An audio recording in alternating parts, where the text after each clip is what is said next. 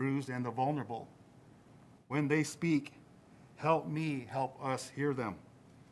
When they tell the truth, remind me of your deeds of power, that I can hear their voices and not be dismissive. Touch my heart, touch our heart, that I hear the good news and can move from my current attachments today to the world that you indeed intended for me and for us, even if it costs something.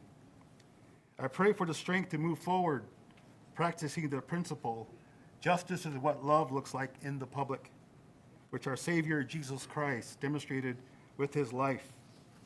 Help me live this out by joining together in our church, advocating for just government policies and programs that make a difference for the most bruised and vulnerable here and across the world. You said of things that were inadequate on their own as you walk this broken world. So for all of us, but specifically as the leaders of your church and leaders of this country at your feet. Father, we need your wisdom, and Father, we need your help. Where thoughts are not your thoughts, align them with your own. Where ways are not your ways, guide them to be yours. Where other kingdoms are in the way, let your kingdom come. To this city, to this state, to this country, let justice roll like down waters and righteousness like an ever-flowing stream. We don't know what to do, but our eyes are on you. In the name of Jesus, and we all said, amen. Thank you. I pledge allegiance to the flag of the United States of America and to the republic for which it stands, one nation, under God, indivisible, with liberty and justice for all. Thank you, everyone. And now for the adoption of the agenda. This is a time when the council may adopt the agenda as written or make certain alterations of it. Is there a motion? Yes. Pointing? I'm moving to add the arts presentation group to the agenda for tonight. So I guess I'll need a second. Is there a second to that motion? Second by Lance Lehman. We can address that in a second. So the motion on the table is to add the arts groups to the agenda. All in favor of that motion, say aye. Aye. Opposed? Motion carries, and we'll add them as item 4A. And then also, I have a request of the council to move item 40, which is also a presentation, up under the presentation headline, which we're about ready to start. Okay, we have a motion from Armstrong to that effect. Second by Richie Nordstrom. Okay, thank you. All in favor of that motion, say aye. Aye. Opposed? Motion carries. So we're going to move item 40 up into presentations. Oh, serious? I'm the last one to know. So that's the presentation from Pennington County Health and Human Services.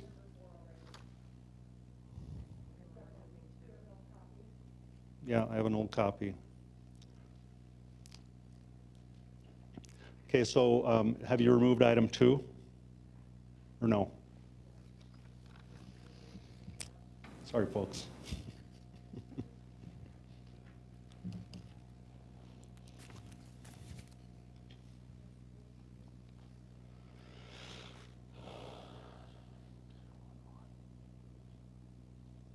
Okay. All right, it's already moved, and it is item 4. Okay, so never mind that motion. We don't need to vote on that one. Are there any other motions for adopting the agenda tonight? Mayor, I'd like to move item number 2 to the next council meeting. Make a motion to move item 2 to the next council meeting. Okay, we have a second by Laura Armstrong, and the reason is the presenter for item 2 is not available to be here tonight. So can we have a motion and a second? All in favor of moving item 2 to the next council meeting, say aye. Aye. Opposed? Motion carries. Okay, getting this cleaned up. Any other motions? or a motion to adopt as amended? Motion to adopt as amended by Bill Evans, or second by Richie Nordstrom. All in favor of that motion, say aye. Aye. Opposed? Motion carries. Thank you. All right, so first up, we have a proclamation for Earth Day, and I'd like to invite the members of the Rapid City Sustainability Committee to come forward.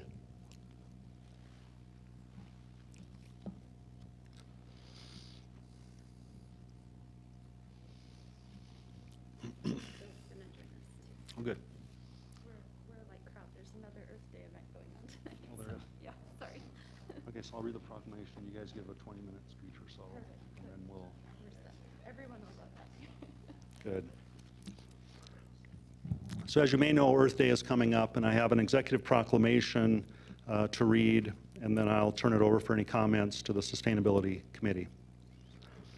Whereas the first Earth Day was enacted in 1970 and engaged over 20 million Americans to advocate for a cleaner environment, and whereas Earth Day has now become a worldwide event celebrated annually on April 22nd and continues to highlight some of the most critical environmental issues facing humankind, both locally and globally. And whereas the annual celebration of Earth Day in Rapid City is an opportunity to demonstrate support for environmental protection and to take action to ensure both present and future generations have access to clean air, land, and water. And whereas this year's Earth Day celebration is being organized by the Rapid City Standing Committee on Sustainability and Dakota Rural Action, Black Hills Chapter, and held in conjunction with Rapid City's 50th annual citywide cleanup week, in which community members come together to collectively clean and beautify our community. And whereas several activities and events to learn about environmental issues and encourage protection of our community's natural resources have been planned for the public to participate in throughout the week of April 17th through the 25th, 2021, such as a native wildflower seed giveaway, Earth Day themed trivia, a trail challenge, virtual movie showings and panel discussions, public area and park cleanups, kids activities, and several educational sessions, including keynote speaker Dr. L. Hunter Lovins, author, sustainability advocate, and co-founder of Rocky Mountain Institute. Now, therefore, I, Steve Allender, Mayor of Rapid City, do hereby proclaim April 22nd, 2021 as Earth Day in Rapid City, South Dakota, and encourage all residents to protect the environment in order to sustain a healthy planet and community on this day and every day.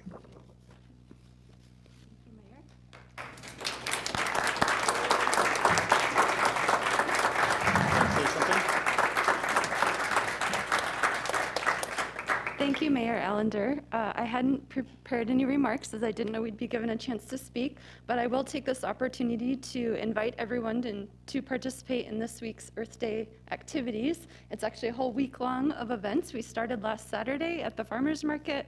We'll be going through this weekend. There's a lot of opportunities for you to get involved with different speakers and things. You can also participate in the city's cleanup week, so if you haven't gotten involved with that yet, I encourage you to. The full schedule of events is available online at www.rapidcitysustainability.com, spelled out like that. It's also been on the city's Facebook page and the Rapid City Sustainability Facebook page. I encourage you to get involved. One of the things we'll be kicking off this Thursday is a trail challenge, which we're really excited about, giving people a chance to get out and check out our beautiful area and hopefully pick up some trash along the way. And yeah, if you have any questions, let me know. But thanks, everyone, for your time, and happy Earth Day. All right, thank you.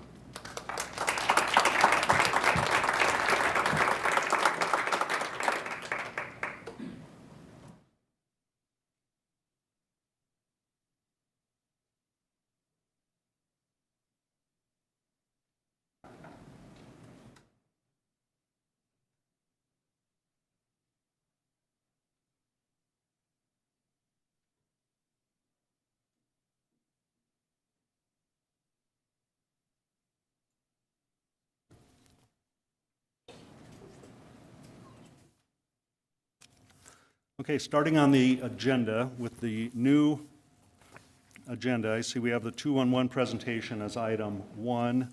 So we're going to remove, we've already removed, or did we? Which one did we remove? Oh, sorry. Goodness. Boy. Don't record this meeting. It's not going well so far. Okay. Everything I just said is false, so we'll start with item number 1, presentation on 211 by Director Audrey Nordin. Thank you for the invitation to be here. Hopefully this works swimmingly here. Thank you especially to Darla and Laura for the special invite to learn more about 211. Let's see. Is this mouse working?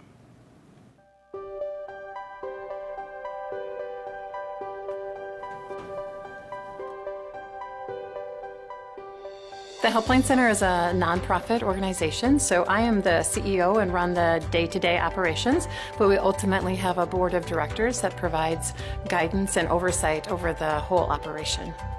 The core of what we do is connecting people to resources in their community. We'll be going statewide here about July 1st, so we're onboarding the rest of the counties in the state of South Dakota. When people call in, they could be asking anything as simple as, hey, I need the number for the auditor's office in my county. Or they could be asking for resources or help, making ends meet in the interim of a tough time. We're a family here of individuals supporting each other, connecting people not only in Sioux Falls but all over South Dakota to get through the tough times in life. At the end of most of these calls, people are relieved.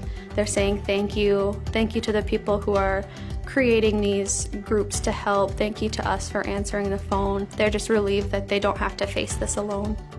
I think the important thing for people to know about the Helpline Center is that there are real people behind our phone lines, and those people are caring and concerned and compassionate and empathetic, and we are here to help you and listen to you and help you get through this very, very difficult time. There's a lot of fear and anxiety across our community and our state right now. It's hard to live in a pandemic when there's so many unknowns. Oftentimes people have been impacted by the COVID virus by losing their jobs, so we've helped them find food, we've helped them find rental assistance, and other basic necessities. When I talk to a caller, my biggest concern is, are you taken care of? Do you have the resources you need? And are you okay mentally? So we kind of go step by step, look at, hey, they need help with rent. We have a program for that. They need help with food. We help them get signed up for food distribution. We're just really that shoulder for them to lean on during these times when there are so many unknowns. We're all going through it together. Everyone's affected by it in some way, one or another. There are people that are willing to help and listen, and that's part of what we do as well. So I think my colleagues explained it really well. 211, the only piece of information that's not true in that video is we went statewide in July of 2020. So we've been statewide for, we're coming up on a year now. So our overall organization is Helpline Center. What you just learned about is 211. We also do suicide prevention and crisis support. So we're the entity that answers the National Suicide Prevention Line in South Dakota. And then we also have a program, Volunteer Connections, that serves in the Black Hills, Brookings, and the Sioux Falls area. So 211 has been the number for Helpline Center since 2001, but it is a national number. So there's a lot of states that have 211. They just each use it in a different capacity. So what's 211 in South Dakota? We're often considered the front door. What we do is essentially a screening every time an individual calls us, making sure we're meeting their multiple needs, because we know when someone calls for food, that's not the only need that they have. It provides a place for professionals. Many in this room, I know, looking around, have referred people to 211, and just really maximizing your job, your day-to-day job, whether you work in government, social services, school district, and we're trained crisis specialists as well. Luckily, because of the pandemic, we have now over 5,000 programs in our centralized database. Prior to 2020, it was around the 2,500 mark, and that was serving South Dakota. Another reason for this is that we went statewide, so we onboarded all 9 reservation areas, and those more rural areas that perhaps didn't have the funding to have 211 in their county. So it's a way to direct people to the correct nonprofit and government resources. In the Black Hills, we work with government social service and nonprofit agencies weekly, daily, to make sure, especially during COVID, that we have the accurate information because perhaps they got new funding. So we want to make sure people that call 211 are going to be able to tap into that funding. It also eliminates confusion. Our biggest goal is, sorry, I'm getting funny with my fingers there. The biggest goal is to help people find their missing puzzle piece to where they need to go, and that they're getting to the right door the first time instead of having to run around.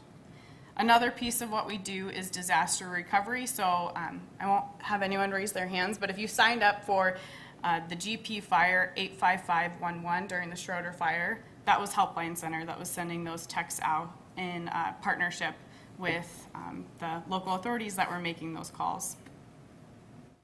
We also are open every day of the year, 24/7. We're accredited by the American Information Referral Systems, and we're the only entity in South Dakota accredited by the American Association of Suicidology. First, just because of time, I want to show you just a glimpse of what our, if I can get the cursor to work. Maybe. Here we go. Maybe. So this piece here is showing you how to get to our database. You don't have to call 211 to tap into the resources. So this first thing, these are all of the ways we taxonomize terms. And what it's going to show you here is rent payment assistance. These are all the options that come up for rent payment assistance in Pennington County. And we're going to click on the South Dakota Cares Housing. This is what any resource looks like, whether it's on our end or on your end as the user. It'll show you how to access it, eligibility, what the application process is. So you're really set up to go before you're utilizing that resource, knowing you have all the information you need. That big list down there is all of the other programs that are associated with that one. So if you're into looking for COVID-related support, other resources are going to show up there. Another piece we have is our resource guides. We create 6 different resource guides for the Black Hills area. So anything that's in our database can be found on one of these resource guides. But if you don't find what you need, we have a tool that you can actually create your own resource guide called Helpless. Maybe there are things that don't necessarily fit together, like the auditor's number, and you also need food pantries in Pennington County.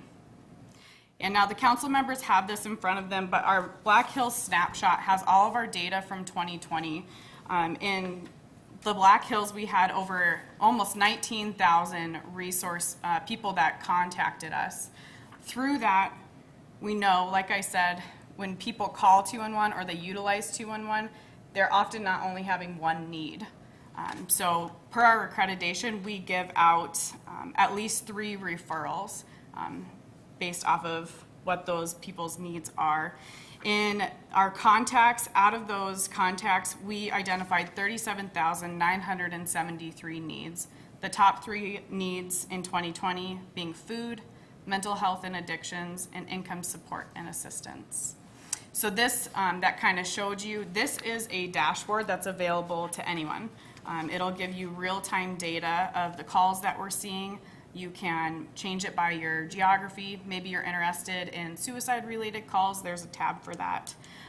So this is something that we were grateful to bring in 2020, so you could really see what people are calling for and what needs are true in the Black Hills area. And for that matter, any other county in South Dakota. So thank you for your time. I appreciate it. Thank you. Next up on the agenda, Main Street Square. Item 3 on the agenda, D'Amico Rodriguez.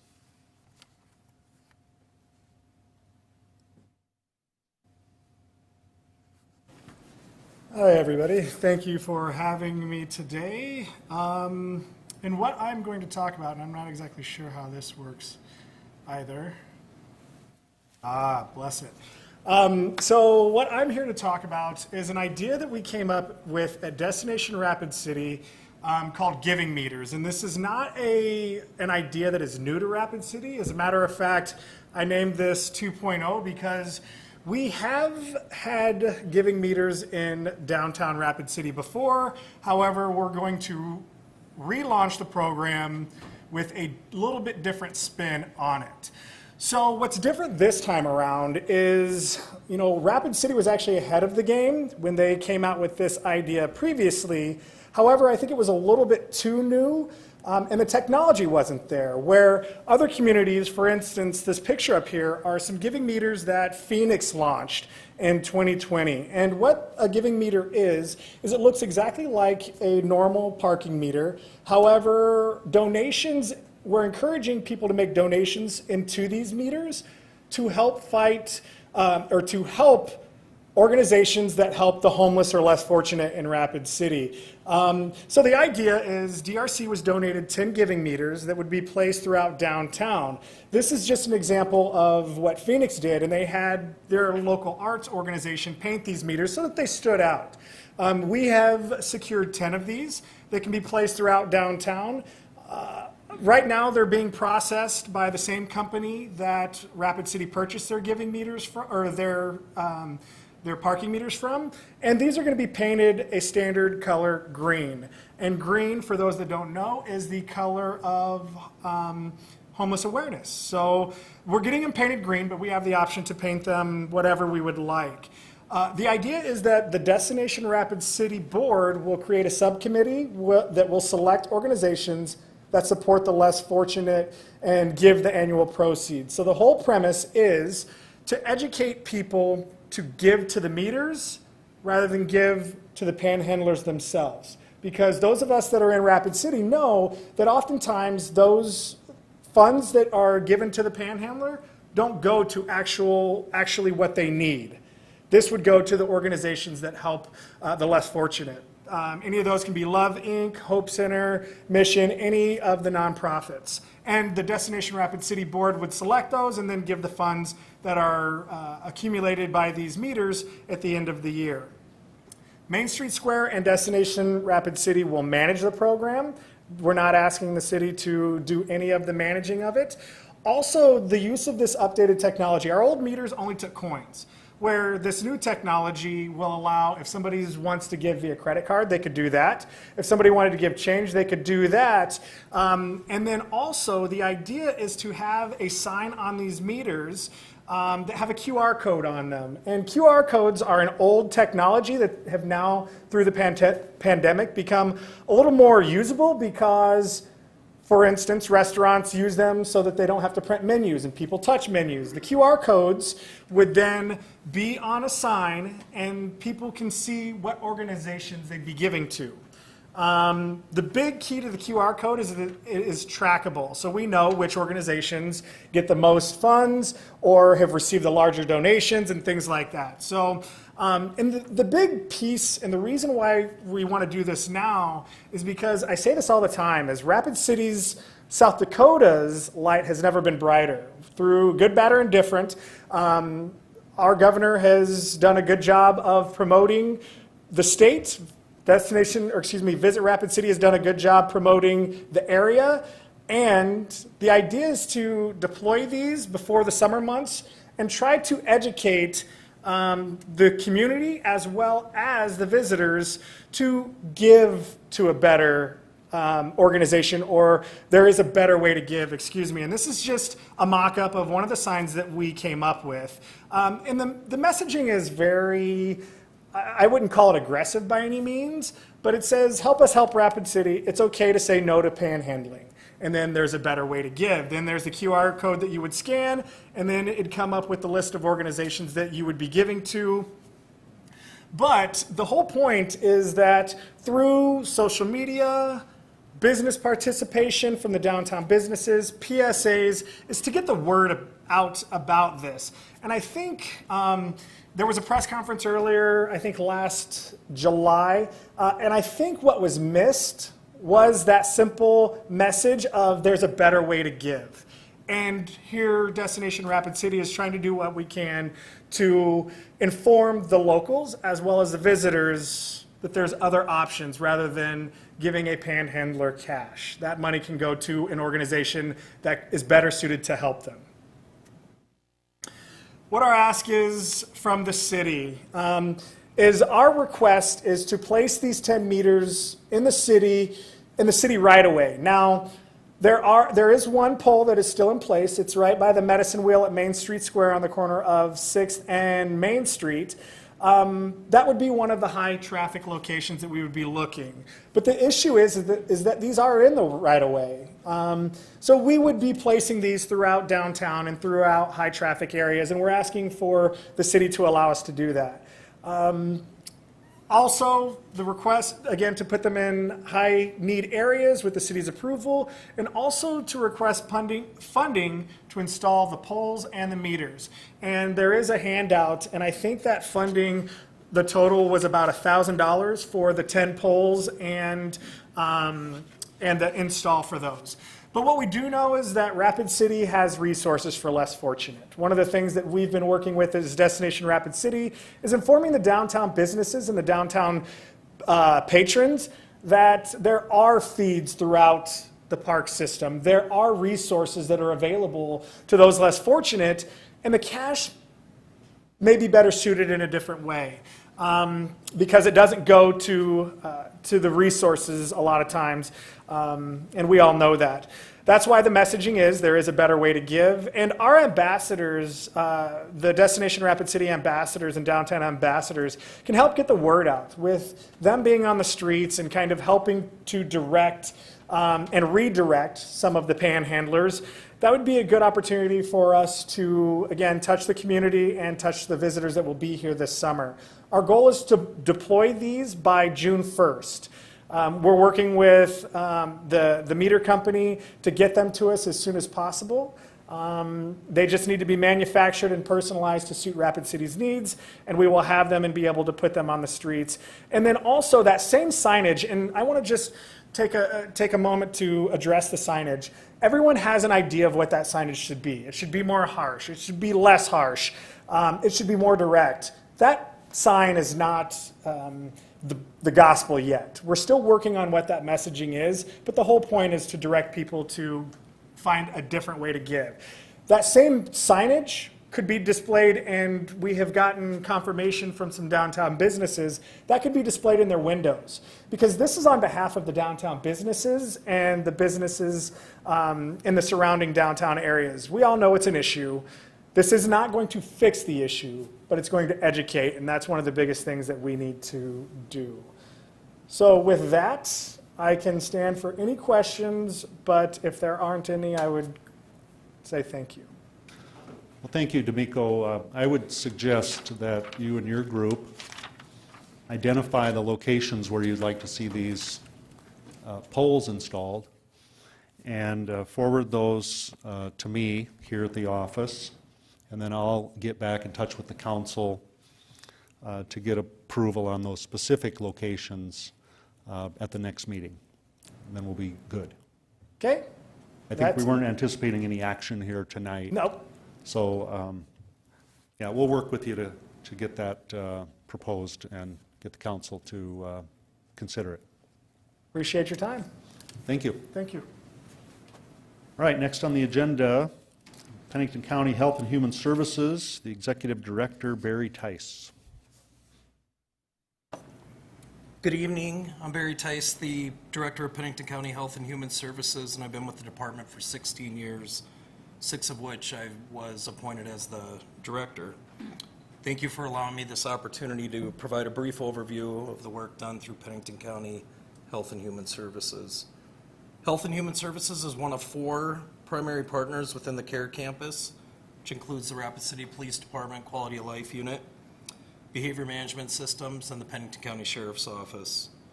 The CARE campus provides numerous services including behavioral health, detoxification, safe solutions, outpatient treatment, residential treatment, case management services, and Pennington County Health and Human Services. I typically describe Health and Human Services as the fulcrum of services in our community. Health and Human Services provides economic assistance, burial assistance, rent, utilities, mortgages, gas assistance for employment, and medical transportation, as well as outstanding medical bills. We have a Veteran Service Office, which houses 2 Veteran Service Officers serving the veterans in Pennington County and the City of Rapid City, with items such as compensation, pension, and educational benefits. I always emphasize our robust diversion programming, where we utilize intensive case management services for programs such as the Rebound Reentry Program, which was the first reentry program in the state of South Dakota, started in 2006. The Owens Apartment Complex, Crisis Care Case Management Services, as well as Safe Solutions Case Management Services. For over 30 years, economic assistance has been one of Health and Human Services' primary programs provided to our community. During a normal year, we see between 500 and 1,000 applications for rent, utilities, and mortgage assistance. In March of 2020, we anticipated demand for economic assistance and started formulating an immediate response to the pandemic and the economic impact that occurred. Many organizations in our community have demonstrated a history of collaborative efforts to achieve common goals, including the Community Development Block Grants program that we have received over the years, and our collaborative efforts with Michelle Schulke, who's sitting in the room. We always appreciate her tremendous assistance as she has provided to Health and Human Services. Over the past year, our partnerships were more important than ever before and was evident during this unprecedented time. Beginning in March of 2020, collaborative conversations started with our primary partners in economic assistance, which include Catholic Social Services, the Salvation Army, 211, Volunteers of America, and the Western South Dakota Community Action Program. We developed a streamlined process for community members utilizing 211, where callers were referred to Health and Human Services for housing, utility assistance, and mortgage assistance. It was always our goal to simplify the access to resources for our community members, and it was successful.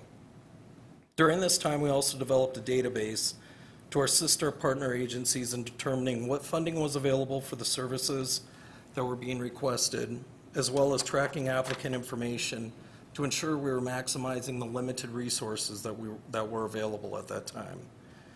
We are grateful to local foundations, including the John T. Vakurovich Foundation, Black Hills Area Community Foundation, Elevate Rapid City Disaster Relief, as well as Pennington County Assistance, providing funding between April and October of 2020 until the CARES Act dollars were released from the state of South Dakota. In October of 2020, Pennington County Health and Human Services, as well as other agencies from across the state, offered to help process applications and distribute CARES Act funds provided by the South Dakota Housing and Development Authority. As much as I enjoy discussing the work that was done and continues to be done at Health and Human Services, the staff at Health and Human Services deserve the accolades. They pivoted from their normal roles in the office, assisting with economic applications, working long hours to ensure these applications were processed in a short period of time. 665 applications in 60 days alone through the CARES Act. We are thankful for the support to assist over 2,200 applicants through Health and Human Services with rent deposit assistance, utilities, and mortgage assistance, and provided just over $1.7 million in assistance. This included assistance to applicants that had never utilized economic services until this time, meeting a need we never anticipated. We saw a 35% increase in applications for assistance from previous years and a 72% increase in the funds that were dispersed. This assistance not only benefited the applicant, but the property owners and landlords, which benefits our local economy. This assistance also reduced the potential for an increase in evictions and foreclosures as they related to past due rent and mortgages. In February of this year, South Dakota Housing and Development Authority received additional funding for rent, utility assistance, and mortgage assistance through the Emergency Rental Assistance Program. Pennington County Health and Human Services, as well as other agencies across the state, offered once again to process applications for this assistance. and will continue to do so as long as the funding remains for those individuals and families impacted financially and medically by the COVID-19 pandemic. Lastly, I wanted to provide a scenario we often heard which exemplifies the importance of this assistance during an unprecedented time. A family of 5, 2 adults and 3 children applied for rental assistance. Both adults and 1 child tested positive for the COVID-19 virus. After losing wages due to time away from work to recover, they found themselves needing assistance with rent. They were not eligible for many resources in our community. We were able to assist through Elevate Rapid City disaster relief funds so they would avoid falling further behind in rent. I appreciate your time. I can stand for any questions.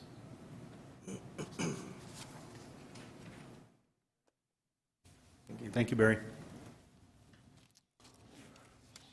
Okay, next on the agenda, item 4A, and this is a series of presentations from various arts groups and museum. I'll do a little introduction if that's okay, Mr. Mayor. Please do. Yeah, 8 months ago or so, my arm twisted by Laura to join several arts organization boards, and I'm going to tell you it's been a great joy to get to know these people and to watch them in action, especially during this particular period where they've had to be extraordinarily creative and resourceful, just keep their heads above water and everything. And I thought it was important that they shared some of their strategies that they've been using to survive and actually flourish during this time. So I have 3 people here tonight: Troy Kilpatrick from the Museum Alliance and Journey, Nick Johnson from the Performing Arts Center of Rapid City, Mark Rambo from the Doll and the Rapid City Arts Council. So whoever wants to go first, feel free to step up to the microphone. Thank you.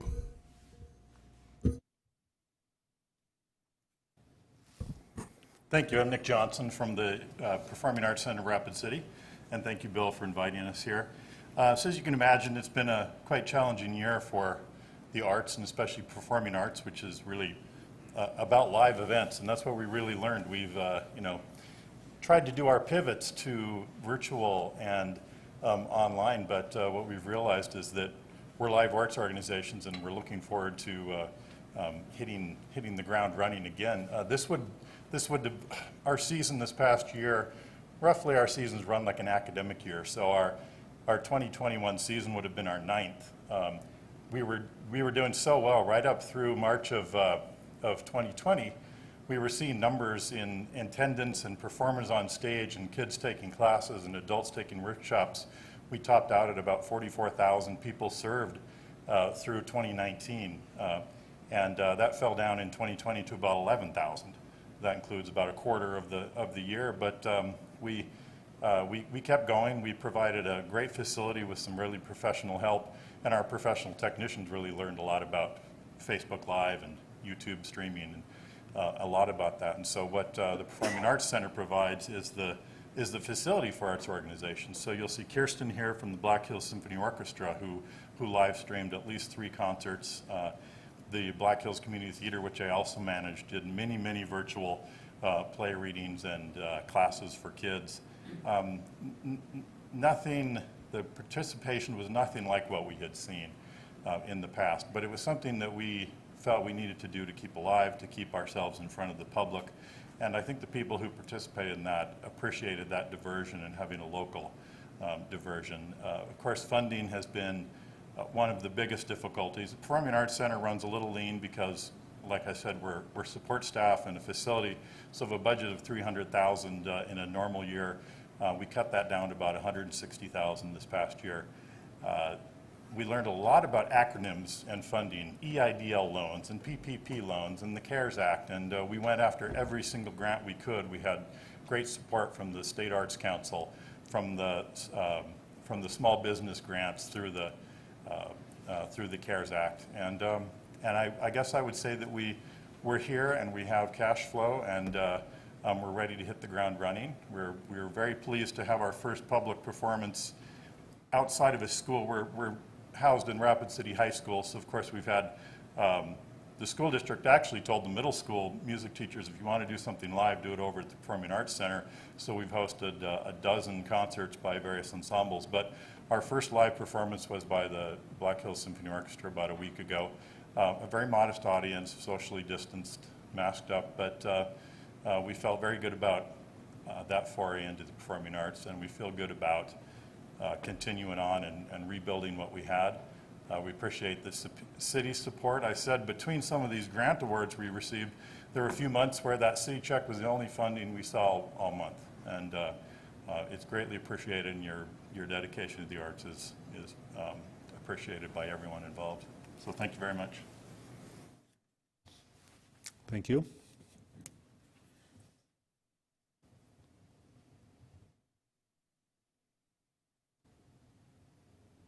I want to thank you for having us here tonight. I'm Mark Rambo. I'm the Executive Director of the Rapid City Arts Council, and we also operate the Doll Arts Center with our art galleries.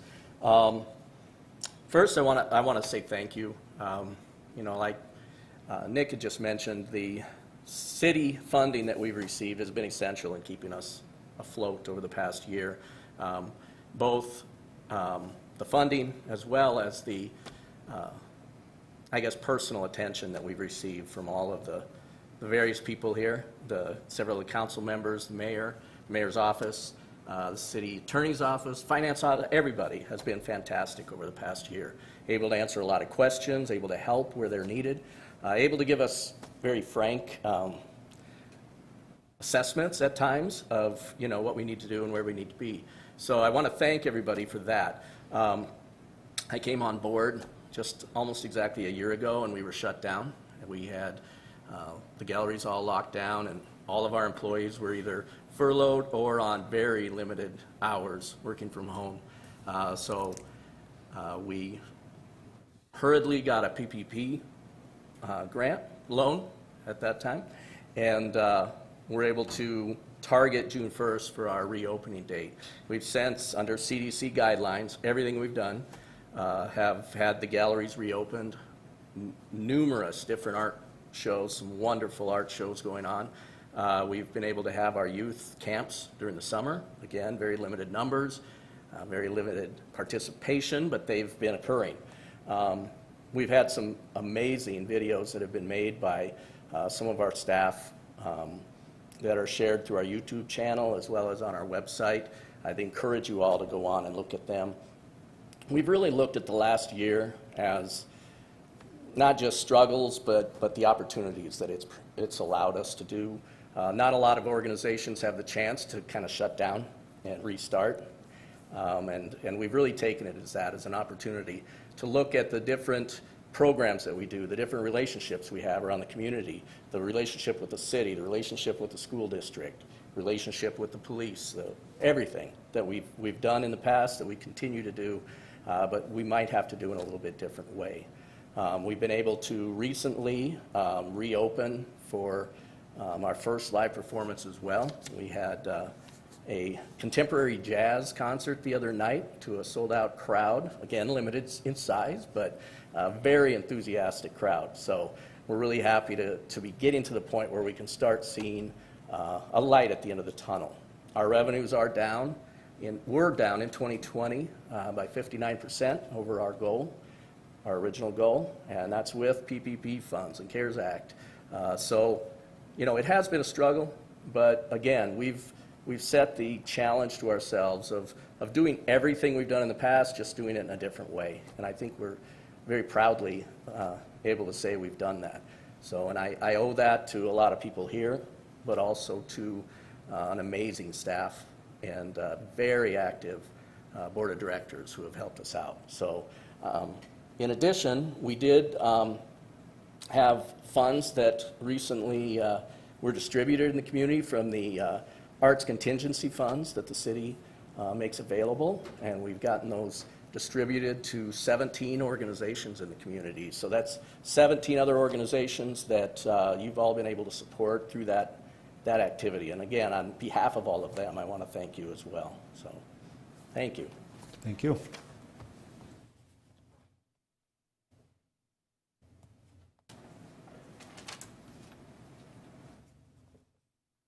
Good evening, everyone. Thank you for allowing us to come and talk for a few minutes here tonight. Bill asked us to just put together a few highlights of the last 13, 14 months here, and so I've got a whole sheet to keep it short, Bill. But first all, I just want to make sure that all of you here from the Journey Museum and Learning Center, the Museum Alliance of Rapid City, our partners, our collaborators, our friends, our members, our supporters, a sincere thank you to the City of Rapid City for your support. As you heard Mark and Nick say, sometimes the one constant thing that we had to count on was knowing that we had at least maybe our utilities recovered. You know, and that was the only thing I had going for us at different times. It was quite a year, quite a ride for us when we closed. I'm ashamed to say when we closed, we'd never made a video before, ever, of any educational programs. When we closed, we started doing them weekly. Since then, we've created 64 education videos and 40 programs that are over 30 minutes in length that we have on journeymuseum.org, on our Facebook, on YouTube. We've generated over 30,000 viewers to those programs. In that time, we used to be really quite proud of ourselves for having 65 people show up. That's about 450 people per program have watched those videos now in an outreach fashion. And so now we know, as we continue to try to come open, we got to be a video and educational production place to really sustain everything for ourselves. We were closed for over 100 days. It was really problematic to understand how to reopen a museum with social distance and audiences of 10. We appreciate, I want to send a little appreciation to City Finance and to you guys for allowing us to reorganize our draw, because we took additional money in June to basically split the difference between us buying video equipment, mixers and cameras, and then getting the type of supplies necessary to clean the museum on an ongoing basis. There's 47,000 square feet that needed to be wiped down all the time. We basically were dedicating one staff member to wiping down bathrooms and everything else. So we go through cleaning materials like nobody's business. But we knew we had to get open. We had the governor and the president coming out here to Mount Rushmore, and we had to get the museum open to help host people to our community. At the end, when you compare 2019 to 2020, we were open 357 days in 2019, and we were open 159 in 2020. That was as many as we could squeeze out of being closed 100 plus days, and then with the partial staffing there. Our budget, what I was hoping for, was somewhere over $800,000 in incomes. We lost over $300,000, $200,000 in admissions, $100,000 in gift shop income. So it was quite a ride. We counterbalanced that to a degree by reducing our fixed expenses by over $200,000, of which a lot was unfortunately in staffing and salaries. But, you know, we angled for just trying to somehow keep moving through the year. We did offset some other things. We, as I believe Nick and Mark indicated, I mean, we applied for and got the PPP twice, an SBA disaster loan, a South Dakota CARES Act award, a South Dakota Arts Council residency for recovery, underwriting for public programs. We were awarded sub-awards from the South Dakota Space Consortium for interns and program support. We got a grant from the South Dakota Humanities Council. We were also finally got approved for South Dakota emergency funds in January, and somehow here we are today, and we're grateful for all of that. We've been open basically weekends here in early 2021 with STEAM education programs that have proven to be quite successful. That was really due to our members asking, when's Toddler Tuesday coming back? When can we come back and do these things? So we did all of our education programs all on Saturday to try to kind of solve all of those problems at once. We've been pulling in about 100 folks every Saturday, 150 Saturdays and Sundays. So we're going to take that model into a 5-day-a-week program here, May 19th. It'll be Wednesday through Sundays. We'll remain closed on Mondays and Tuesdays, and we hope that we've matched the optimism of Visit Rapid City, Black Hills and Badlands, State of South Dakota, and tourism. Hope we can host lots of people in our community, in our museum, and help recover towards where we're going. So here's what our goal is we're not there yet. It's 2021. We need to continue to push forward 2022 is a significant year for the museum and our community.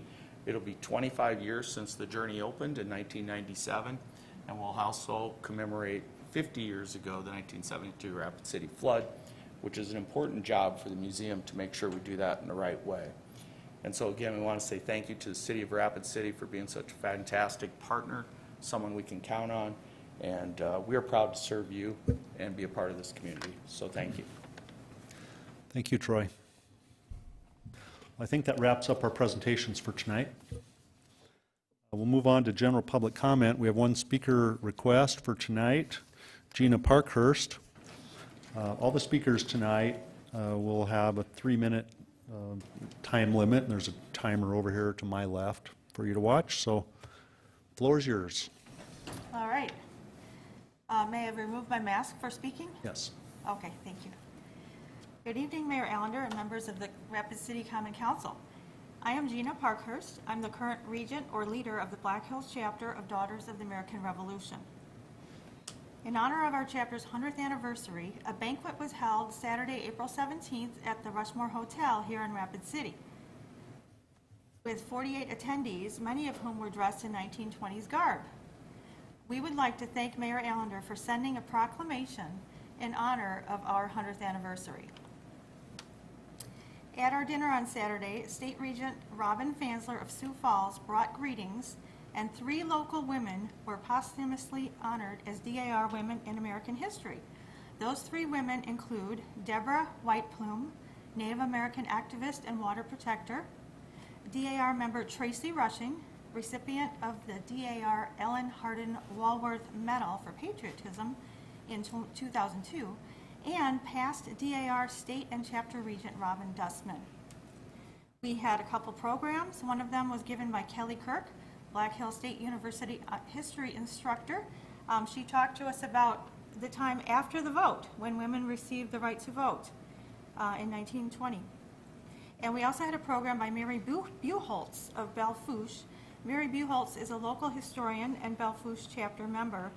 She gave us a program on the celebration of 100 years of Black Hills DAR chapter. And we finished up the night with the Mitchell chapter regent, Nina Aiken, portraying Nancy Morgan Hart. Nina was dressed in colonial style, and she portrayed Nancy Morgan Hart, who was a heroine who bravely defended her home against the invasion of British soldiers during the Revolutionary War. And she was the ancestor of our first chapter regent, Carolyn Sawyer Baxter. And we had 2 special anniversary projects, which included a chapter cookbook put together by a committee of our chapter members. They are available for a $15 donation. And we digitized nearly 10,000 pages of historic chapter records, which were passed on from one regent to the next over the years. And we were able to digitize those records through a grant from the Mary Chilton DAR Foundation of Sioux Falls, South Dakota. So again, I'd just like to thank you, Mr. Mayor, for issuing this proclamation, and good night to all. Thank you, Gina. Okay, and that'll conclude our general public comment, and now we'll move on to non-public hearing items, and those items are 5 through 45. The public comment for these items are 5 through 35, and we have no speaker requests for those items. So therefore, no public hearing. That'll move on to consent items 5 through 35. So would the council like to remove any of these items for separate consideration or approve them in one group?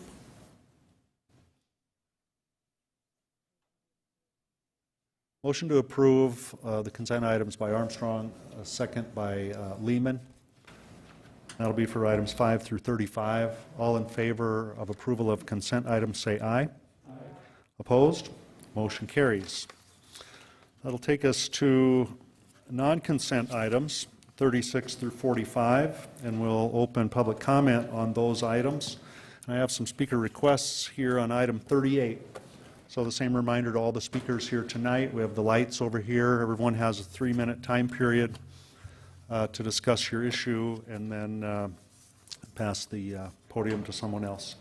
First up on item 38 is Bill Freytag.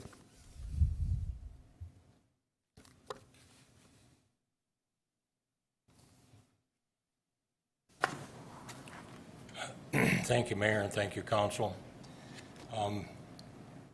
My item, number 38, is for Prairie Fire subdivision, and I'm asking for your permission to install HDPE pipe in my subdivision because I have hot soils. And I gave you documentation on Wednesday from NTI, my engineer, my soils engineer, that made it clear I had hot soils, corrosive soils, and that the HDPE pipe was an alternative, a good alternative for that. And I also had a letter that was signed by an EIT at that time, and I told you I would get you the letter, and I sent it to Lance and I sent it to Laura. So it was signed by the senior engineer at NTI. The second letter I had for you was from my design engineer, KTM, and my design engineer recognized the corrosive soils and recommended that I use HDPE pipe.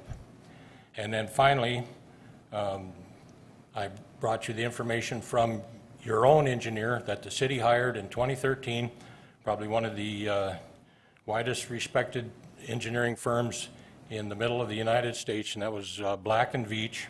And in their report to the city, May 31st, 2013, they said, and I gave you the documentation that proved it, that if you have hot soils, HDPE pipe is a superior, that's their word, superior choice. So with that, I would hope that you would honor the science and that you would allow me to put my HDPE pipe in the ground in Prairie Fire subdivision. Thank you. Thank you. Next up, Kyle Trelor.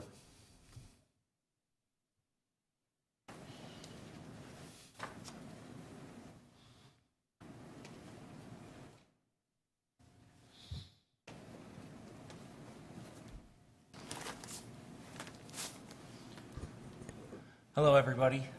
Good evening. Kyle Trelor with KTM Design Solutions, representing Bill's project here. So just for the record, I'm not the design engineer on the project. I am the owner of the design company that is working on his project. I have design engineers that design the plans underneath me. And so just to notice clarification there as it was brought up.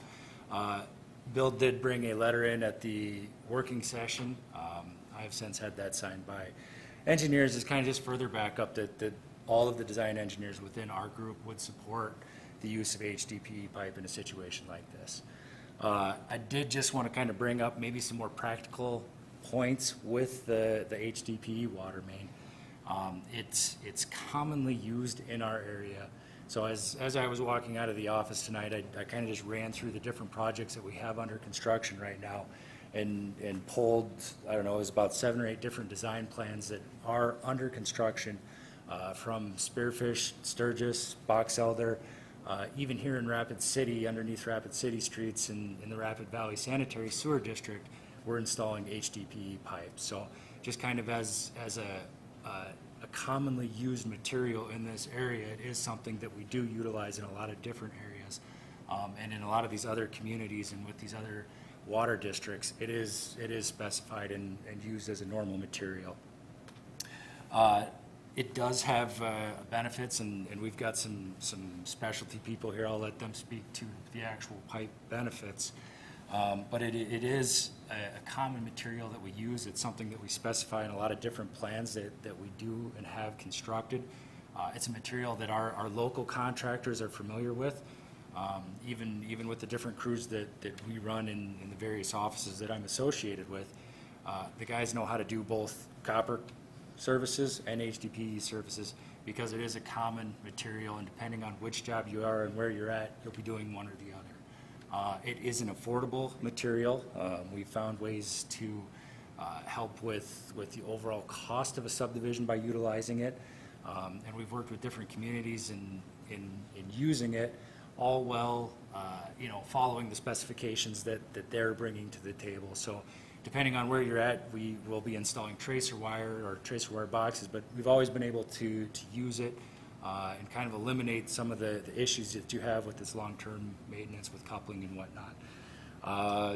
it allows for a diversification of materials. So right now, where we're seeing shortages of certain types of materials, having the ability to use a secondary pipe material for these services kind of lets us have some flexibility in not being at quite the tides of the market where we're seeing that we might have a shortage one day to the next. It's helped us continue to develop and move, and that it's commonly used. I see I used my 3 minutes up, but if there are any questions, I am available. So thank you guys, and as always, thank you, and I'll be available for questions.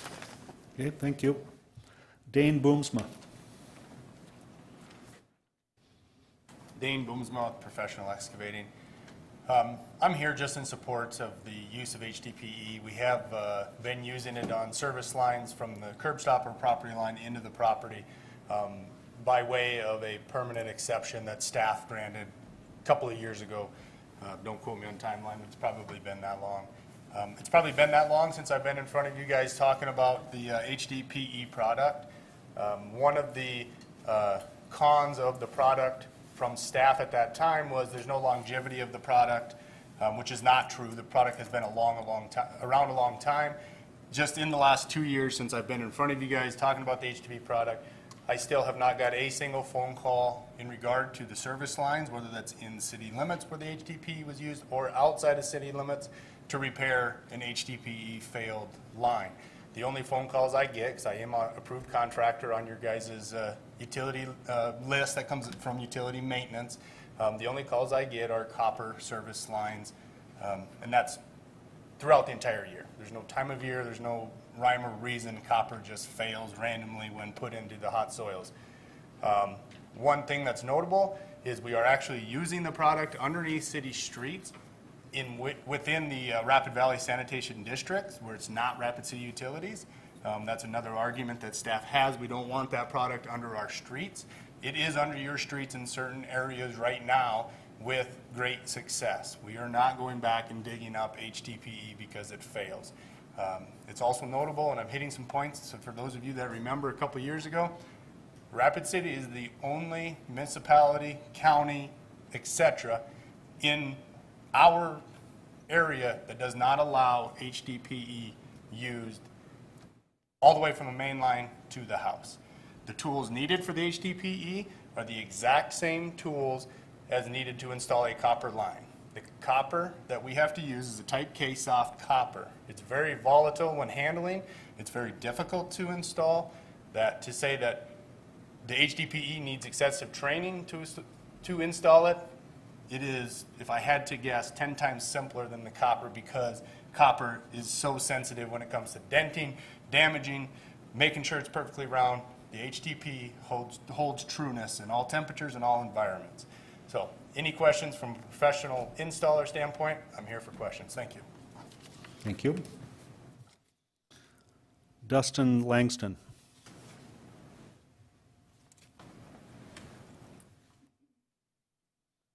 Hello, my name is Dustin Langston. I'm the Vice President for Engineering and Quality Assurance for WL Plastics. WL Plastics is a high-density polyethylene pipe manufacturer. We actually have 8 plant locations all across North America, one of which is right here in Rapid City, South Dakota. And so I'm just here on representing WL Plastics, and we'll be here as well tomorrow for any questions that you guys might have on high-density polyethylene. You hit a lot of the highlights right on the head. This was the first piping material out there that had a 100-year service life advertised. Before the PVC guys, before the ductile iron guys, before anybody else started advertising their service life, HDPE pipe was the first material out there to advertise a 100-year service life. On top of the sanitation lines that you referenced, I would bet that the majority of your gas pipe in the city is yellow polyethylene pipe. And all of that will be run under all your streets as well, and it is still a polyethylene pipe. So it's a different color, but a lot of those properties are exactly the same, and it's a fusible product, which means that it's a leak-free product from the water main all the way to the house. So didn't have a lot I wanted to share with you today, but I did want to let you guys know that I'm here to support, and again, just having that local manufacturer here right in town is going to be hugely beneficial to the city going forward with polyethylene pipe. So any other questions, let me know, please. Thank you.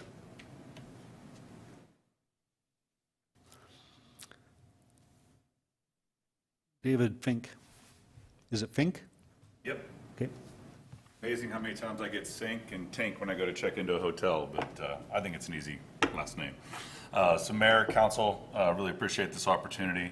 I'm David Fink. I'm president of the Plastics Pipe Institute. So I represent the WL Plastics of the world. We have about 150 member companies throughout North America, including the raw material suppliers like Dow Chemical, Chevron Phillips, in addition to about 120 pipe manufacturers and related fittings and equipment. So we are a multiple billion-dollar industry. Potable water itself for polyethylene, HDPE, makes up $400 to $500 million a year in annual revenue for our members.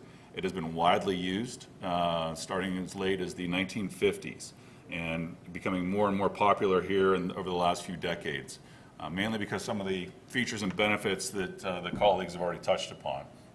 It is corrosion-free. Plastics do not rust in acidic soils, so that saves you on maintenance costs. You don't need the cathodic protection. It is a fused material, thus why it made its way into natural gas distribution. You can't afford leaks, so it's going to save you on your water. You're not going to have that treated water loss.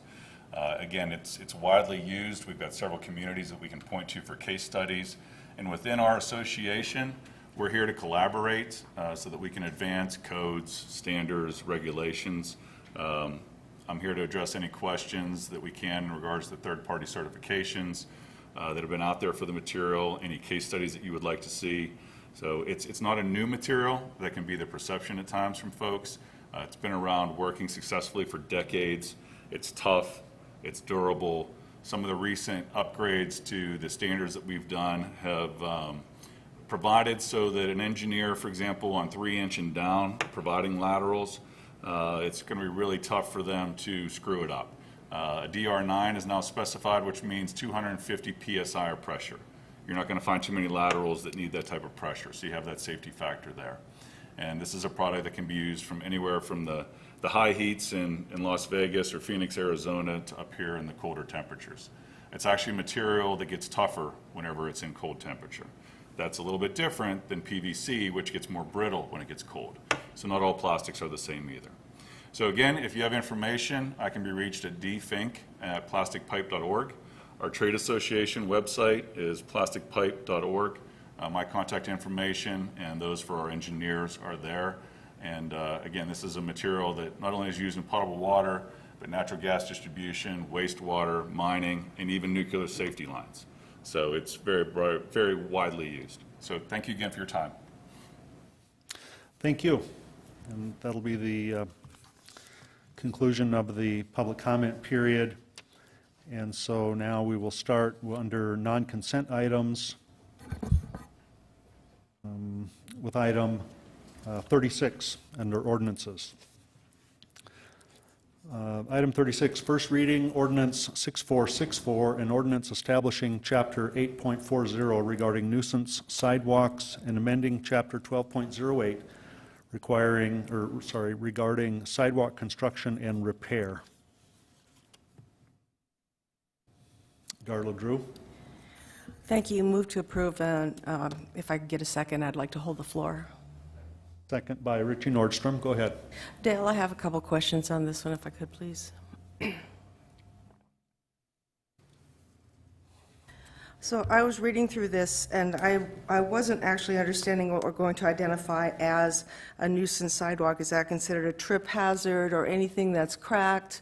I just kind of want more definition of what this really means, because it can be a broad definition. It can be a broad definition, but I believe, and I'm going to speak for our code enforcement folks, when you see a bad sidewalk, you know it. A crack, as long as the crack isn't displaced, is not a bad sidewalk. But certainly trip hazards, things that are extremely out of compliance are what they're out looking for. If you can't safely traverse that sidewalk, then it's a nuisance. So if there's a ground shift or something like that, and it brings up the sidewalk, that's considered a trip hazard, and that would... Yeah, there's a standard, and I don't know, I think it's... There is a standard, okay. Half-inch or 3/4 inch lip on the sidewalk that's defined as a nuisance. So we've had this before? We've had this for decades. Okay, Okay, so what made us do this again? Why are we looking at this again? Well, we're looking at this, and Joel might be a better resource on that, but there was a change in state law in how sidewalk assessments were done, and that's something I'm not an expert in. There used to be quite a cumbersome process for the assessment of sidewalks. Many times when people don't repair their sidewalks and we need to abate and then assess that cost back to them, the rules were very cumbersome, and I think state law change made that better, made that a little easier, a little more user-friendly to accomplish that. That's why this item is in front of you today.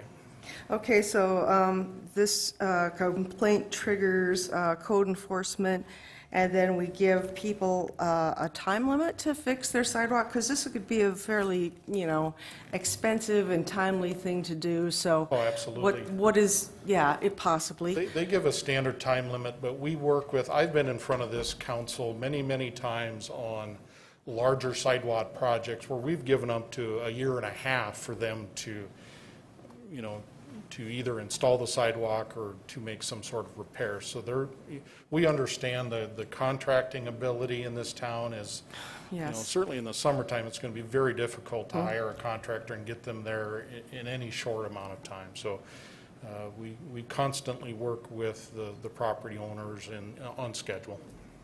Okay, I yield. Okay, we have a motion to approve item 36. All in favor of that motion, say aye. Aye. Opposed? Motion carries. Item 37, first reading of ordinance 6483 regarding supplemental appropriation number 2 for 2021. Motion to approve by Solomon.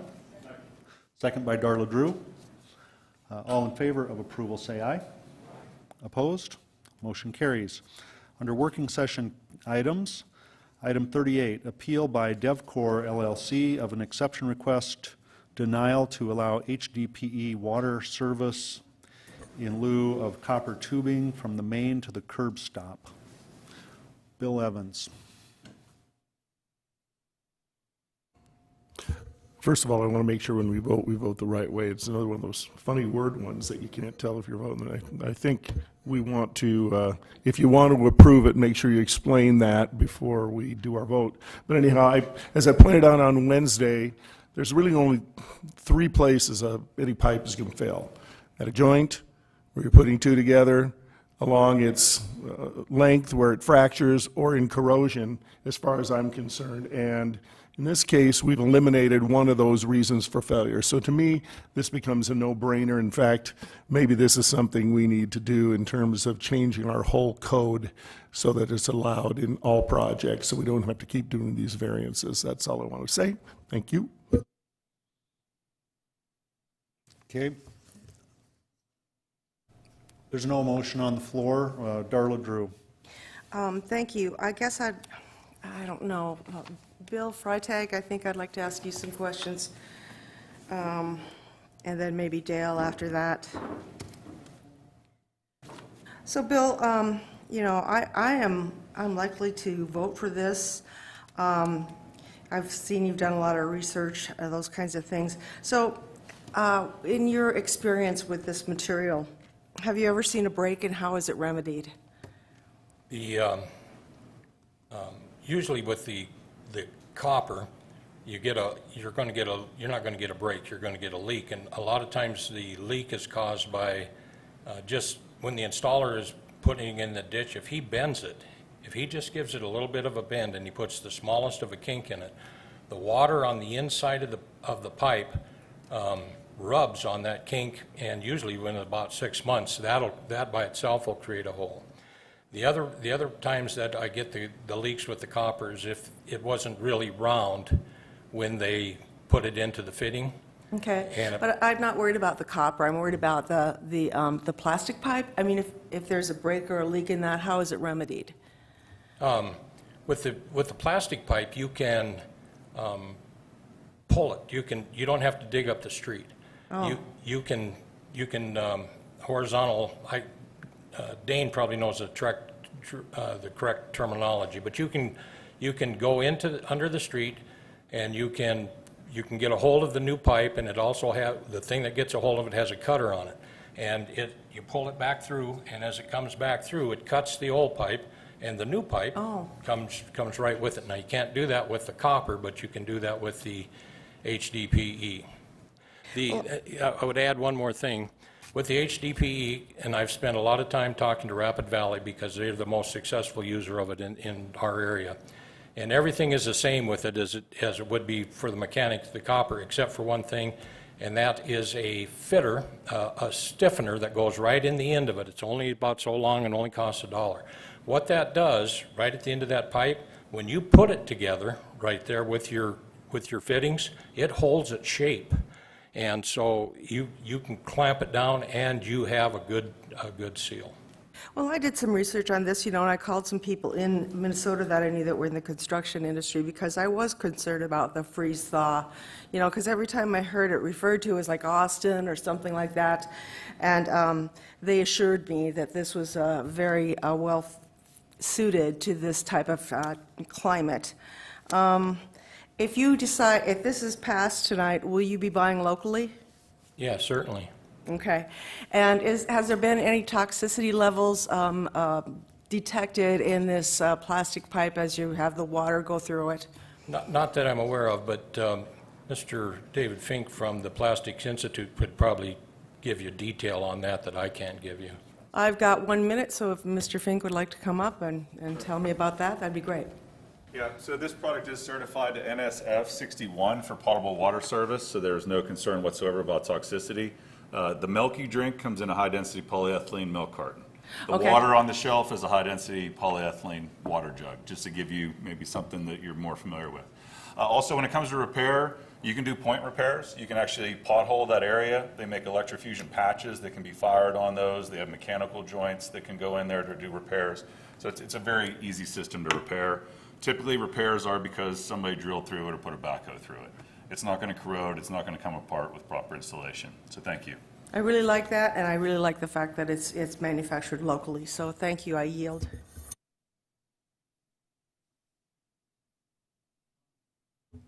Ron Weifenbach. Thank you, Mr. Mayor. And in words of Mr. Evans, I'll try to get this right. I want to make a motion that overturns the denial and approves and allows DevCore LLC to install the HDPE water service in lieu of the copper tubing from the main to the curb stop. And if I get a second, I'd like to hold the Second from Lehman, and you're making a motion to approve the exception request. Correct. Yep. Thank you. And you still need the floor? Pardon? It's already seconded. Okay, thank you. And I wanted to thank everybody involved because when you have a good, educated conversation, things go real well. And I appreciate WL Plastics. I know back when they were looking at coming to Rapid City, all the efforts and work that was put into to get them to come here, between the city and between the staff of the city and to build their building and get them on the lot and then just the opportunity to have a fine company like that developing a product that we can use in our city is awesome. I appreciate Mr. Fink flying up from Texas on a short notice. I mean, they brought this all upon themselves. Nobody solicited them to come here.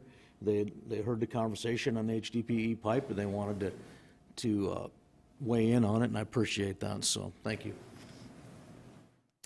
Okay. One of the council members might be in the queue on the wrong. Okay. All right. Richie Nordstrom. Thank you, Mayor. If the motion is to overrule the denial, then I'm going to be voting against it. And let me address a couple of things. And Mr. Tech, Director Tech, if you will address a couple of points. But what I'm primarily concerned on is the sample of material that we were given here as a model of the copper tubing that was failing. The little bit of opportunity that I've had to do some research on copper pipe, the reason why it failed in this case here is because of non-cathodic protection. We've got copper pipe throughout the city that is still in usable service. It's been in service since, oh gosh, probably 80 years or better. And I'm not sure what happened to the samples that were given to us, but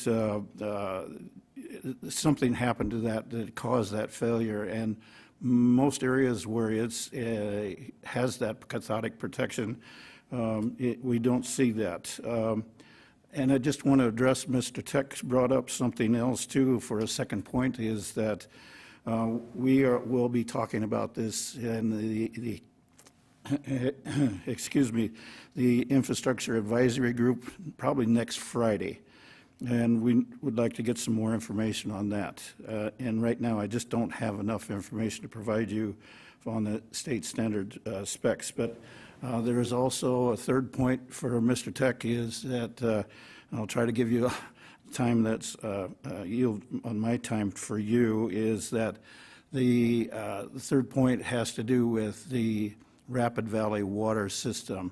They've got a little bit different system out there and how they utilize HDPE. And if you get a chance to talk about that, I'd like to hear your comments on that. First of all, let me stop there, Mr. Tech, if you could address those 3 points for us. I'll do my best to stay on those topics. I was not able to observe that pipe that was passed around. Copper pipe can fail in a number of ways. I wasn't able to observe it. Certainly, I think what Mr. Freitag said is true, that if it's improperly installed, it'll fail prematurely. That's the basis. You know, speaking with Rusty out at Rapid Valley, we speak all the time and talk about products all the time, and they all have their pluses and minuses. Rapid Valley system is fairly young. You pointed out Rapid City system is very old.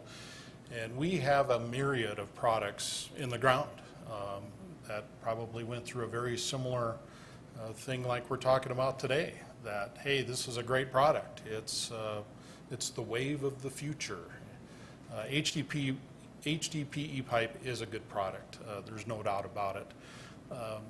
The comments I made the other day at the working session were in regards to our operations. And if you read that Black & Veatch report, you can cherry pick things out of it saying HDPE is the best thing in the world for certain applications, and that's probably true. But for our operations folks, we need to concentrate on having to minimize the amount of products that we have. This would be no different than the police or the fire having any supplier that wanted to sell their product come in front of you and say, well, I think your fire department or your police department should use these products. No, they're trained to use specific products and to be able to respond 24 hours a day, 7 days a week if there's an emergency to fix that. And if we've got a myriad of projects from the operations side, that makes it very difficult. And there was a third thing you brought up, Mr. Nordstrom? Yeah, the IAG report. And absolutely. Just if I can put a footnote onto this report that we'll be looking at, is that of the municipalities I checked with, is that they don't allow HDPE under right-of-ways. So that's just a footnote. But if you can address some more comments about the IAG. There's all kinds of communities that do different things, and a lot of it has to do with the ownership of that service line. Rapid Valley, they own the line from the main to the house. City of Rapid City does not do that. I'd say it's over 50% of the communities around. It's the property owner's responsibility. I have to bring up polybutylene pipe or poly B pipe that the city allowed in the late 70s through the mid 80s. That failed miserably, and it cost our ratepayers over $1 million to repair all that. Not to mention the inconvenience and the flooded basements and everything else that went along with that. I'm not saying HDPE pipe's going to do that, but every time you add a new product to your inventory, your likelihood of not being able to respond properly from an operations standpoint is magnified. My time is expired, but thank you, Mr. Tech. And I think the reason why I'm hesitant also is because of the experience that I went through with Poly B and my predecessors, what they experienced with Poly B. And I don't know, based on the number of years of experience, I'm just concerned about a new product coming online without an actual history of it here in Rapid City. So, thank you. Mr. Tech, is there other comments you want to make here? Yeah, there's a tonight? couple other comments I'd like to make.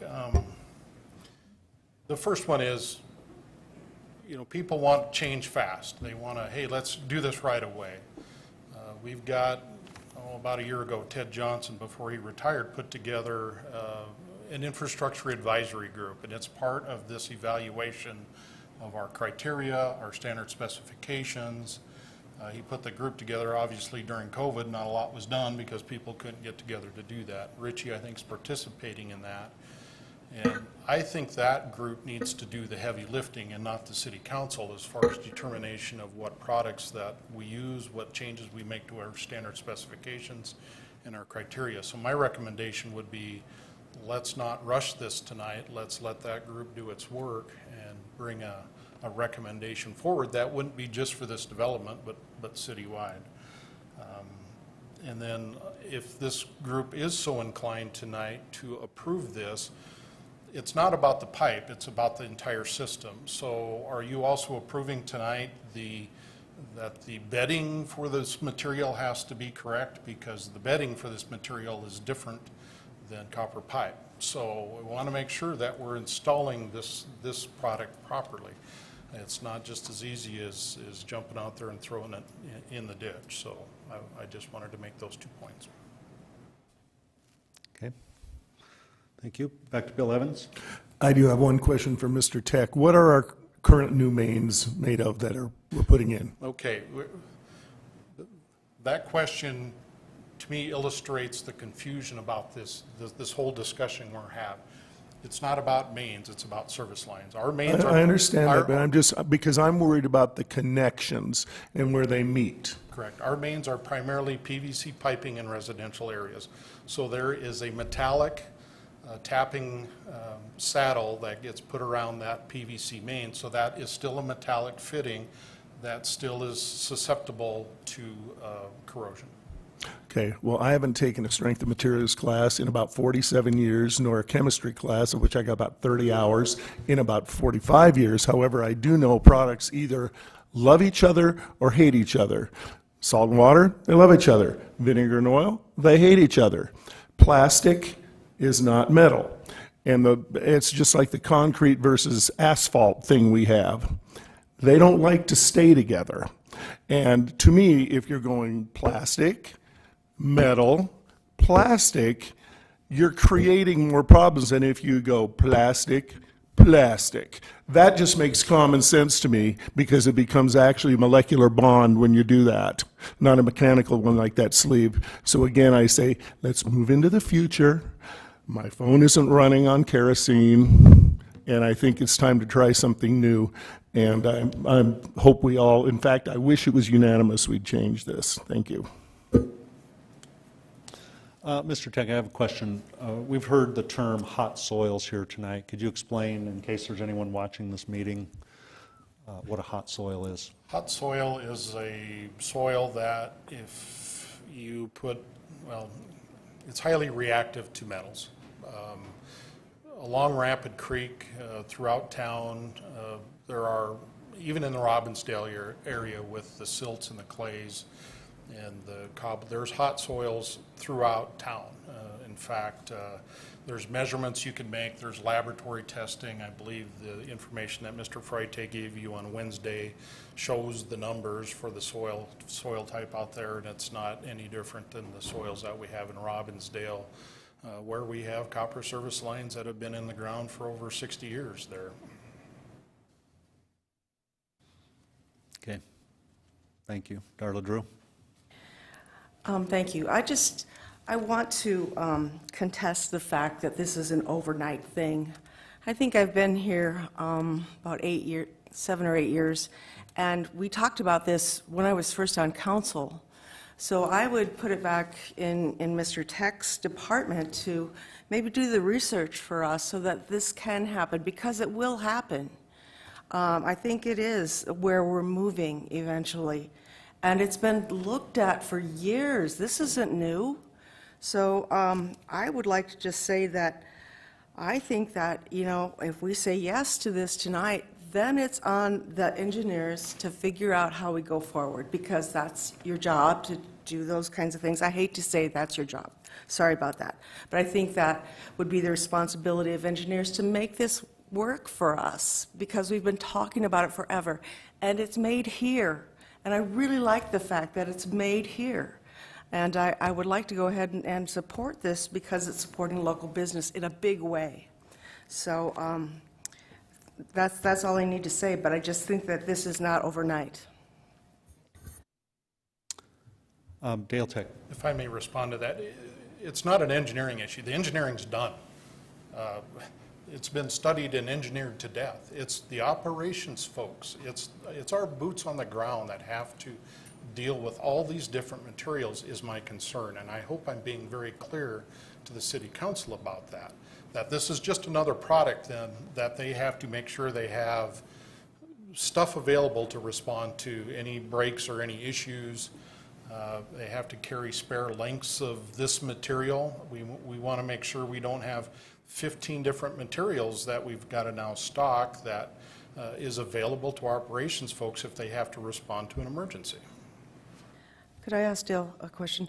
So is that a possibility right now? Do we have more than 2 that you're taking around? I believe we've identified 3 or 4 HDPE pipes that are acceptable to use on the private property side. Okay, I still think it's manageable, so, but like I said, I don't have your job, but I believe that we can figure this out. Thank you. Okay, the motion on the floor is to approve the exception request. An aye vote approves the exception request. A no vote denies the exception request. Everyone clear? Okay, all in favor of the motion on the floor, which is to approve the exception request, say aye. Opposed? Roll call, please.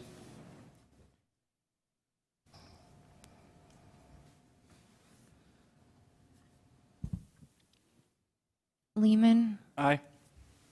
Solomon. Evans. Drew. Aye. Nordstrom. No. Weifenbach. Stroman. Armstrong. Motion passes 6 to 2. Okay, thank you. So the exception is approved for the item 38, and then now staff will go to work to look into the material options moving forward. So item 38 is complete. Item 39, one more thing. I'm sorry if I may. This request is just for this development. This doesn't change, but certainly we will work towards looking at this and trying to narrow the very broad spectrum of HDPE products and try to do our very best to incorporate those. Starting with the infrastructure advisory. Actually, this will, the infrastructure advisory group and a look at our standard specifications. Great, thank you. Okay, item 39. Authorize Mayor and Finance Director to sign settlement agreement between the City of Rapid City and Dennis Zanstra Real Estate Holdings for TIF 65 Minnesota Street certified costs. Motion approved by Solomon, second by Drew. All in favor of approval say aye. Aye. Opposed? Motion carries. Under community development items, item 40, a request by Renner Associates LLC for Bobby Sunby for a preliminary subdivision plan for proposed lots 1 and 2 of Garden Lane subdivision, generally described as being located at 2905 Garden Lane, and the recommendation is to approve with stipulations.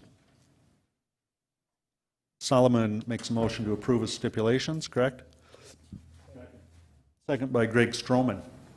All in favor of that motion say aye. Aye. Opposed? Motion carries. Item 41, a request by Renner Associates LLC for Paul H. Reinke Family Trust for a preliminary subdivision plan for proposed lot 10R of Block 2 and Lot 7R of Block 3 of Copper Oaks Number 3 subdivision, generally described as being located at 23614 and 23620 Wilderness Canyon Road. And again, the recommendation is to approve with stipulations. Lehman makes the motion to approve with stipulations. Second by Greg Stroman. All in favor of that motion say aye. Opposed? Motion carries. Item 42, a request by Renner Associates LLC for Paul H. Reinke Family Trust for preliminary subdivision plan for proposed Tract 1 of Reflection Ridge subdivision, generally described as being located at 23652 Wilderness Canyon Road. Recommendation is to approve with stipulations. Darla Drew makes the motion. Second by Bill Evans. All in favor of that motion say aye. Opposed? Motion carries. Item 43, request by Carrie Cadermus for determination by the City Council that there's no feasible and prudent alternatives to the demolition of a contributing structure in a historic district located at 817 St. Cloud Street, and that the proposal contains planning to minimize harm to historic property pursuant to SDCL 1-19A-11.1 and Rapid City Municipal Code 17.54.080. Motion to approve by Richie Nordstrom and a second by Jason Solomon. We'll go to Bill Evans. I do. Is there anybody here that could speak to this that knows? I'm just curious. Is that Sarah? Sarah Hansel's here. Yeah, if you could answer a question. You know, I've looked at this and, you know, it's not a structure of great merit. I'm just curious, what is the plan for that site? Is it to replace it with another structure or leave it vacant? That's correct. They've constructed a new garage, two-stall garage. Okay, and then that's going to be sympathetic to the adjoining architecture on both sides? Yep, the proposal was reviewed per our construction in historic district standards. Okay, thank you. Okay, motion to approve is on the table. All in favor of that motion say aye. Opposed? Motion carries. Item 44, request by Joanne and Roger Shriver for a determination by the City Council that there are no feasible and prudent alternatives to the proposed demolition of a contributing structure in a historic district located at 915 St. Cloud Street, and that the proposal contains planning to minimize harm to historic property pursuant to South Dakota State law and Rapid City municipal codes. Motion to approve by Drew and a second by Nordstrom. All in favor of approval say aye. Opposed? Motion carries. Item 45 is alcoholic beverage license applications. There are 30 in total. If the council wishes, they can vote and approve all of these with one vote. Motion by Lehman to approve all 30. Second by Darla Drew. Ron Weifenbach. Thank you, Mr. Mayor. I'm just taking it for granted that the police department or anybody doesn't have any issues with this. They'd bring it up to us if they did. That's correct. Thank you. Okay, we have a motion on the floor for approval of item 45. All in favor of approval say aye. Opposed? Motion carries. Public hearing items 46 through 50. There are no speaker requests on these items, so we won't have a public hearing. Consent public hearing items 46 through 49. The council may approve all of these with one vote or take them individually. Motion by Armstrong to approve the consent public hearing items and a second by Greg Stroman. All in favor of approval say aye. Opposed? Motion carries. Non-consent public hearing item 50. Second reading, ordinance 6481, an ordinance amending section 17.06 of Chapter 17 of the Rapid City Municipal Code, a request by Ferber Engineering for Hayland LLC for a rezoning request from Light Industrial District to General Commercial District for property generally described as being located south of Seeger Drive at the end of 143rd Avenue. Motion to approve Lehman. Second by Drew. All in favor of approval say aye. Opposed? Motion carries. Item 51 is the bill list, and for that Bill Evans. Okay. We'll go to Finance Director Pauline Sumption for item 51. Thank you, Mr. Mayor. There are no additions to the bill list, so the total is that which is attached at $7,616,732.97. Motion to approve, Solomon. Second by Nordstrom. All in favor of approving the bill list, say aye. Opposed? Motion carries. I'll go to Bill Evans.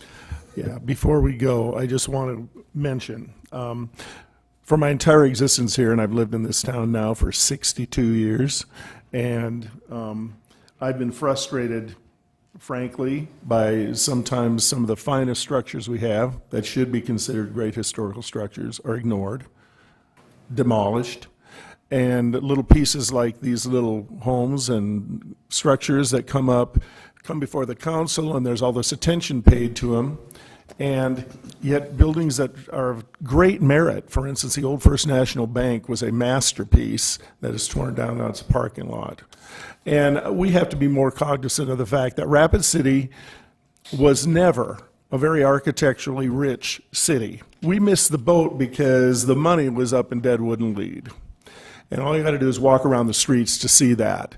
So right now, we still have a beautiful structure, historic structure that is not owned by us, but is owned by the Department of Interior, the Sioux Sanitarium. The building is slated for demolition. I think it would be an enormous loss to this city to lose that structure. I believe we should investigate in every possible way we have to find a repurposing for that and work with the Interior departments, the connections we have now with locally appointed people that have some ability to influence policy now, and see if we can't save that beautiful building. So I just wanted to make that point. We need to understand what our assets are, and that's a building we could not afford to build now, and it's going to be missed when it's gone. So I just wanted to bring that up. Thank you. Okay. Thank you. Motion to adjourn, Armstrong. Second by Drew. Everyone say aye. Opposed? We're adjourned, everyone.